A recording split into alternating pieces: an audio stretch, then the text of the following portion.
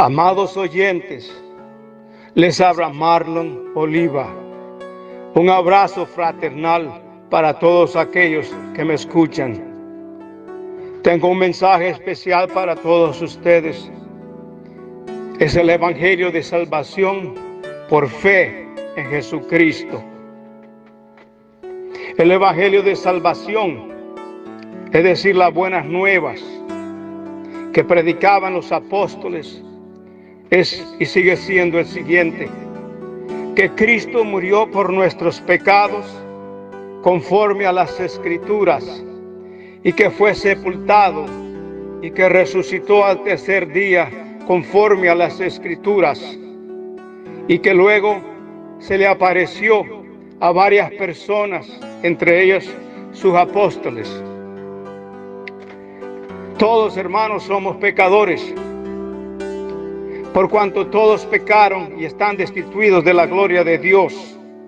Esto se nos enseña en la palabra de Dios. Se nos enseña que no hay un solo justo, ni siquiera uno. No hay nadie que entienda, nadie que busque a Dios, nadie que haga lo que es bueno, ni siquiera uno. Si decimos que no tenemos pecado, nos engañamos a nosotros mismos y la verdad no está en nosotros. Inspeccionemos nuestra vida. Preguntémonos lo siguiente: ¿has roto alguna vez sus mandamientos? ¿Has mentido? ¿Has cometido adulterio? ¿Has codiciado el bien ajeno? ¿Has pronunciado el nombre de Dios en vano? ¿Le has adorado a Él solamente? ¿Has tenido o tienes ídolos en tu vida? Si has cometido esto, si has roto sus mandamientos, hay consecuencias. La Biblia, que es la palabra de Dios, nos enseña que la paga del pecado es muerte, mas la dádiva de Dios es vida eterna en Cristo Jesús, nuestro Señor. Amados oyentes, la salvación nos viene por fe en Jesucristo. Es decir, este es un plan de reconciliación entre nosotros pecadores y nuestro Padre, que es un Dios justo, perfecto, sin pecado, santo. Porque por gracia sois salvos por la fe. Y esto no de vosotros, pues es don de Dios, no por obras, para que nadie se glorie. Esto lo encontrarás en el libro de Efesios 2, versículo 8 al 9. El plan de Dios se manifiesta en su palabra en lo siguiente. En el Evangelio de Juan 3:16 se nos enseña: porque de tal manera amó Dios al mundo, que ha dado a su Hijo unigénito, para que todo aquel que en Él cree no se pierda, mas tenga vida eterna. Por tanto, amados oyentes, se trata de creer en la persona de Jesucristo. Él es Dios. En el Evangelio de Juan, capítulo 1, leemos: en el principio era el Verbo, y el Verbo era con Dios, y el Verbo es Dios. Y aquel Verbo fue hecho carne, y habitó entre nosotros, y vimos su gloria. Gloria como del unigénito del Padre, lleno de gracia y de verdad. Se cree, por tanto, en la muerte, en el entierro y en la resurrección de Jesucristo. En la muerte, porque así lo leemos en el libro de Romanos, capítulo 5, versículo 8. Pero Dios demuestra su amor para con nosotros en que, siendo aún pecadores, Cristo murió por nosotros. Y por tanto nosotros encontramos salvación cuando creemos en la persona de Jesucristo y cuando confesamos su nombre. Y por tanto así leemos en el libro de Romanos, capítulo 10, versículo 9, que si confesares con tu boca que Jesús es el Señor y creyeres en tu corazón que Dios le levantó de los muertos, serás salvo. Porque con el corazón se cree para justicia, pero con la boca se confiesa para salvación. Porque todo aquel que invocar el nombre del Señor será salvo. Pero ¿cómo pueden invocar a aquel en el cual no han creído? ¿Y cómo creerán en aquel de quien no han oído? ¿Y cómo oirán sin haber quien les predique? Amados oyentes, ustedes están escuchando ahora mismo esa predicación. Estoy compartiendo ahora mismo que Jesucristo es Dios. Estoy compartiendo que Él es la resurrección y la vida. Y todo aquel que cree en Él no se va a perder. Esa es la promesa que encontramos en su palabra. Estoy compartiendo que Él es Dios. Es decir, creemos en su persona, en la deidad de Jesucristo. Él no es solamente un ser humano, Él es Dios. Creemos también en su resurrección. Y así por tanto leemos en el Evangelio de Juan 11:25. Jesús dijo: yo soy la resurrección y la vida. El que cree en mí, aunque esté muerto, vivirá. Creemos por tanto así en su cuerpo mismo. Y este es el testimonio que Dios nos ha dado, vida eterna. Y esta vida está en su Hijo. Finalmente se cree en su nombre. En el Evangelio en la primera de Juan, capítulo 5:13, leemos: estas cosas os he escrito a vosotros que creéis en el nombre del Hijo de Dios, para que sepáis que tenéis vida eterna y para que creáis en el nombre del Hijo de Dios. Amados oyentes, la pregunta más importante que ustedes se pueden hacer ahora mismo es la siguiente. Es la misma pregunta que le hicieron a Pedro, la misma pregunta que le han hecho a Pablo. La pregunta es: ¿qué debo de hacer para salvarme? Arrepentirnos es el primer paso. Arrepentirnos de nuestros pecados. Esto es un cambio en nuestra forma de pensar. Es decir, es un cambio en nuestra forma de vivir la vida. Este cambio, para ser auténtico, este arrepentimiento para que sea verdadero, debe manifestarse en frutos mismos de arrepentimiento. Es decir, si una persona, por ejemplo, está constantemente mintiendo para todo, si ese arrepentimiento es auténtico, esa persona va a producir el fruto de arrepentimiento, es decir, va a dejar de mentir. Y lo mismo puede ser con otros tipos de mandamientos, como por ejemplo, codiciar el bien ajeno, robar, cometer adulterio, el honrar a nuestros padres, etcétera, etcétera. Debe de haber un cambio en la persona, en su manera de pensar, en su manera de vivir.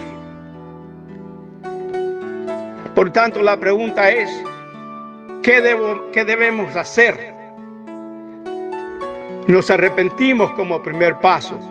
Encontramos también en el libro de Romanos, capítulo 10, versículo 9, donde se nos enseña cómo confesar, que debemos confesar con nuestra boca que Jesucristo es el Señor, y debemos creer en nuestro corazón que Dios le levantó de los muertos, y por tanto seremos salvos. Amados oyentes, esto es crucial. Se trata no nada más de una emoción. El creer en vuestros corazones significa el creer con tu corazón, donde se contiene tus emociones, tus sentimientos, tu voluntad, tu propio intelecto. Cuando ese creer se origina de allí, entonces ese es un creer auténtico. De la misma manera que cuando nos arrepentimos debe haber un cambio. De igual manera, cuando nuestro creer es auténtico, es ese creer auténtico con nuestro corazón. Es nuestro Padre, nuestro Creador, da honor a ese creer. Es decir, en ese momento esa persona recibe salvación. En el libro de Mateo se nos dice así, por ejemplo, capítulo 10, versículo 32, 33. A cualquiera, eso significa cualquiera de vosotros, A cualquiera pues que me confiese delante de los hombres, yo también le confesaré delante de mi Padre que está en los cielos. Finalmente, nos bautizamos. En el Evangelio de Marcos, capítulo 16, versículo 16, leemos: el que creyere y fuese bautizado será salvo, mas el que no creyere será condenado.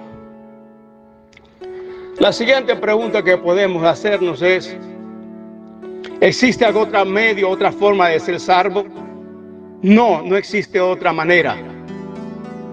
Porque de serlo así, si nosotros encontrásemos salvación por nuestras propias acciones, por nuestros actos de caridad, entonces no hubiese sido necesario que nuestro Padre Celestial enviase a su Hijo como sacrificio a morir en una cruz.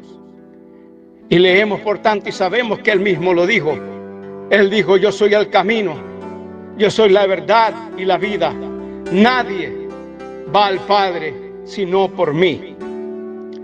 También leemos en el libro de Hechos 4:12: y en ningún otro hay salvación, porque no hay otro nombre bajo el cielo dado a los hombres en que podamos ser salvos.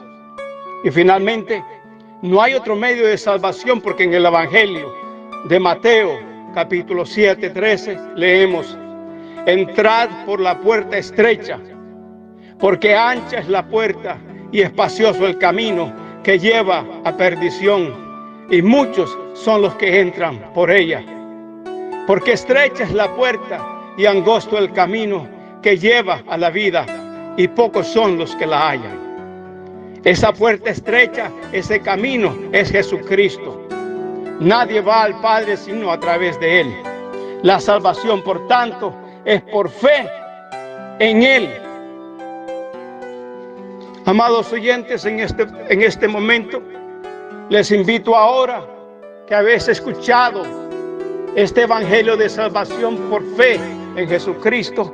Si alguno de vosotros, movidos por estas palabras, quiere convertirse, quiere creer y aceptar a Jesucristo como su Salvador, lo pueden hacer ahora mismo, puesto que ya sabemos, no hay una fórmula específica, no existen palabras específicas de cómo uno aceptar a Jesucristo como su Salvador, pero como he compartido con vosotros, sí se requiere un arrepentimiento auténtico. Sí se requiere que ustedes crean en su corazón en la persona de Jesucristo, y sí se requiere que ustedes con sus palabras, con su boca, clamen su nombre y le hagan a Él el Señor de vuestras vidas. Si por tanto ustedes han sido movidos por este mensaje, pueden repetir y pueden por tanto clamar su nombre y aceptarlo como vuestro Salvador, y encontrar así la salvación y el perdón de vuestros pecados. Donde quiera que ustedes se encuentren ahora, en sus casas, afuera de sus casas, en un momento que ustedes tengan de privacidad, pueden repetir por tanto estas palabras. Estas palabras y esta oración es la siguiente, que ustedes también pueden utilizar para aceptar a Jesucristo como su Salvador y su Señor. Padre Santo que estás en los cielos, reconozco que soy pecador y que he roto tus mandamientos, de lo cual me arrepiento. Perdóname. Señor Jesucristo, yo creo en ti. Yo creo que tú eres el Hijo de Dios. Tú diste la vida por nosotros y por mí, y yo clamo tu nombre. Tú eres la resurrección y tú eres la vida. Tú eres el Hijo de Dios. Yo clamo tu nombre, Jesucristo, y deseo que seas el Señor de mi vida a partir de este momento. Séllame, Señor, con el Espíritu Santo y guía mi vida a partir de ahora. En el nombre de Jesucristo. Amén.